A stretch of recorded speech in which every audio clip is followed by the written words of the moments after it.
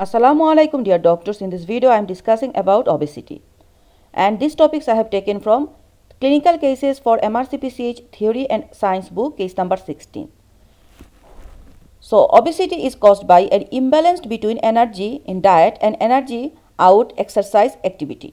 Internationally, rates of obesity are rising. Prevalence is highest in the Western world, but the fastest rates of rise are in the developing world.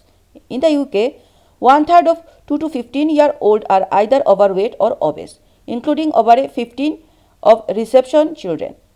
The percentage of overweight and obese 2 to 15 years old has remained static since 2007. In children over 2, BMI is a useful measure of adiposity. BMI charts are available. Overweight more than 85th centile for age and obese more than 95th centile. Under 2, weight may be better indicator. So they are telling that obesity definition is that imbalance between energy in diet and energy out exercise and activity. Nowadays obesity are increasing and increasing. One-third 2 to 15-year-olds are obese, and one thing that is the percentage of overweight in obesity 2 to 15 years old has remained static since 2007. In children over 2 years, BMI useful in measure, and the BMI chart is overweight more than 85th centile and age obese more than 95th centile, that is more than 2 years of age, and under 2 years we can measure weight. The etiology of obesity is a mixture of environmental factors, activity levels and or diet. Acting on genetic predispositions, some individuals gain weight easily while others appear resistant. The genetic influences are multifactorial and poorly defined apart from a few syndromic and monogenetic causes. In the pediatric clinic, it is important to be able to recognize whether the obesity is a symptom of an underlying disorder or is due to a simple energy imbalance. The history examination and growth chart will help to distinguish one from the other. Overweight children who are tall are much less likely to have an underlying causes. Obesity with onset under 2 years of age is more likely to be due to a syndrome cause. So less than 2 years if obesity starts, that is syndrome cause more likely. History and examination should ascertain details of any learning difficulties, developmental delay, dysmorphic features, abnormal tone, eye signs, hearing problems and cardiac abnormalities.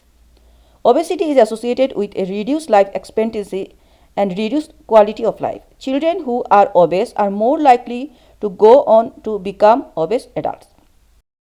Now, complication of obesity.